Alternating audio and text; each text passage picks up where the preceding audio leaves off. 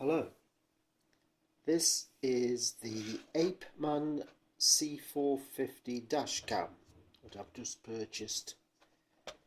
I think it was about £20 off Amazon, so it's only a budget camera. Let's have a look and see what we get.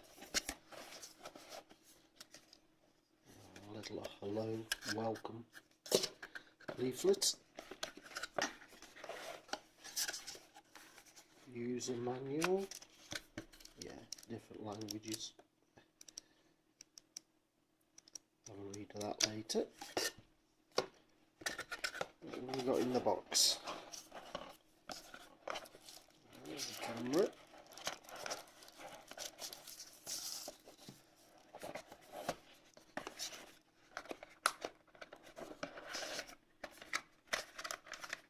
It's just packing.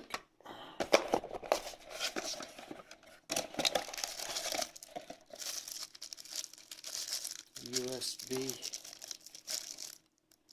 charging cable, I assume.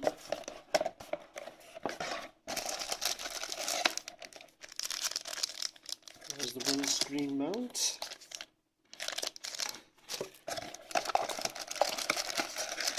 And the power cable and the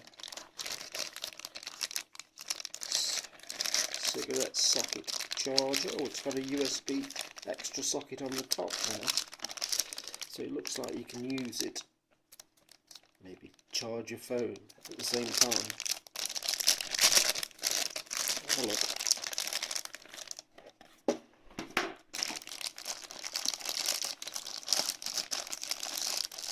Ah yeah, it is there.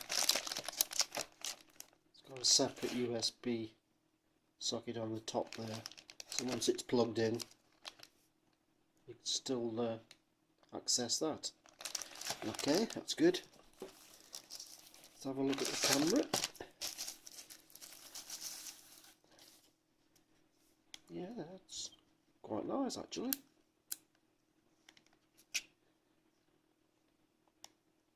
Menu buttons on the side and the SD card slot there. Obviously that's where you plug the power lead. Not sure on that one yet. Have to read the instructions.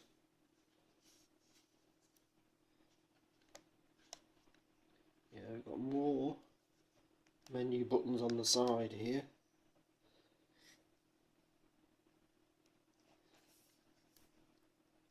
That'll be the microphone there. It's got a nice sort of carbon effect on the front here. There's a little cover on the lens. Don't know if it's got any power in it.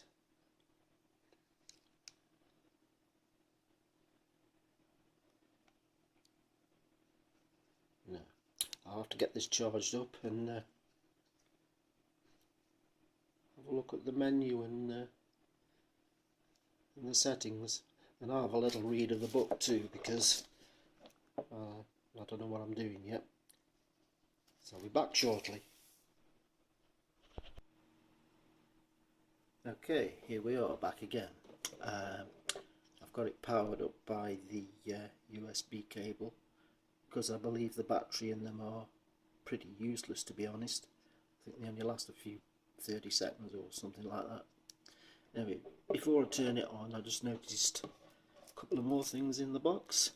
I think that's like a reset pin.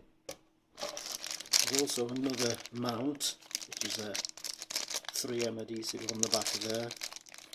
So there's that one. Like I say, I've already seen this screen mount, but it's got a nice dial lever to activate the suction, which is yeah, that's quite good. Anyway, let's turn the camera on, let's have a look. I've had a quick read through the instructions.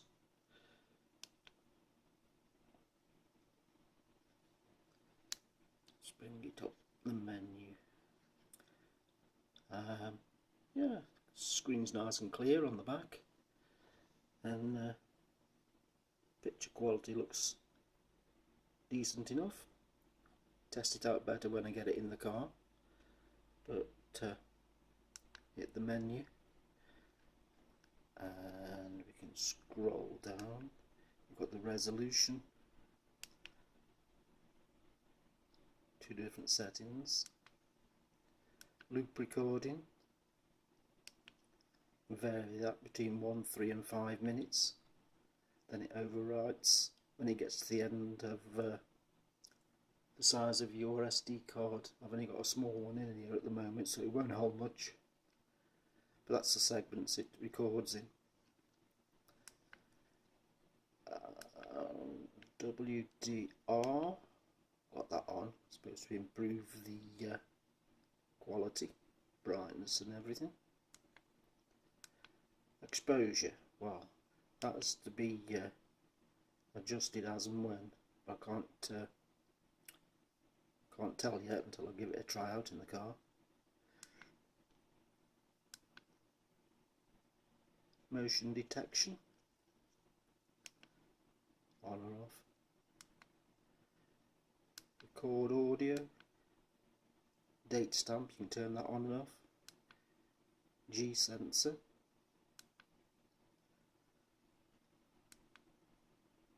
setting the date and time, it's there. Auto power off,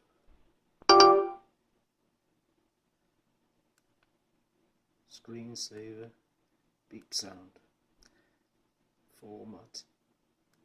Anyway, that's the menu. I'm going to get this set up in the car and take a few sample shots and show you what the video is like on it. Okay, thanks for watching.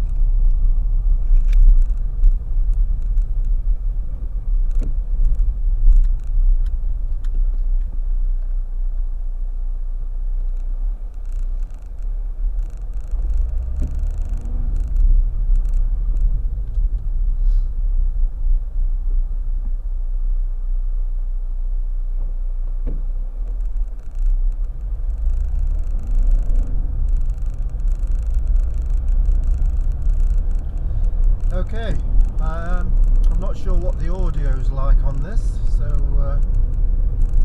I'll talk you through a few little things, and see how it turns out. See, it's a pretty grey day today, drizzling and the likes.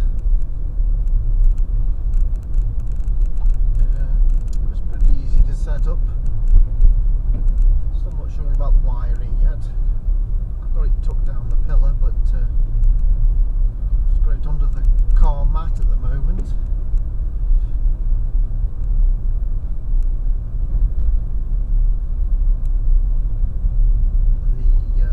The screen has just gone off, so that was like the 3 minute that I'd set it at screensaver, I believe.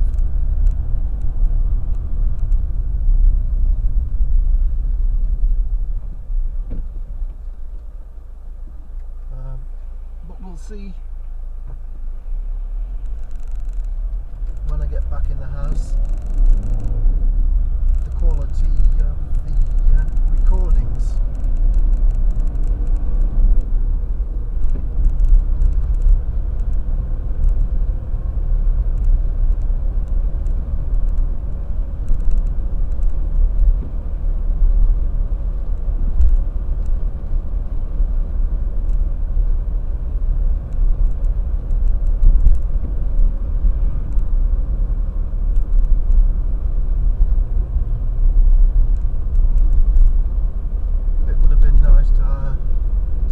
Sunshine to see how it reacts to the sun shining on the lens, but we'll do that another day.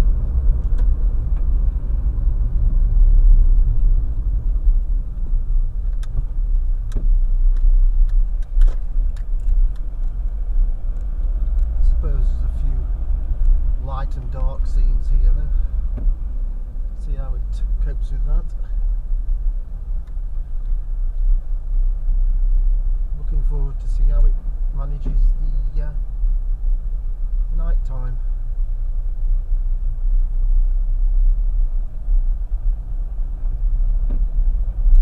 Come on, get out of the way. Use the pavement.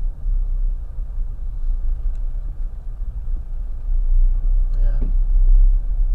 Well, least said the better.